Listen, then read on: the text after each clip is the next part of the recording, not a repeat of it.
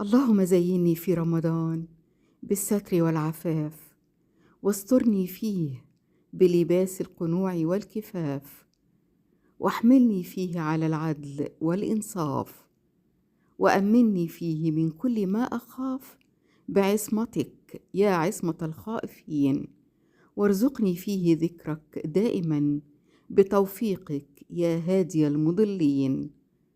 اللهم أعني فيه على صيامه وعلى قيامه، وجنبني فيه من هفواتي وآثامي، وارزقني فيه ذكرك دائما يا رب العالمين.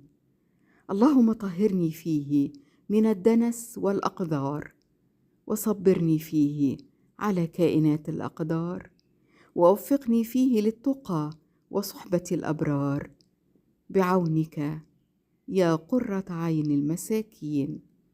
اللهم آمين يا رب العالمين. وتقبل الله منا ومنكم صالح الأعمال والدعاء والصلاة. اللهم آمين يا رب العالمين.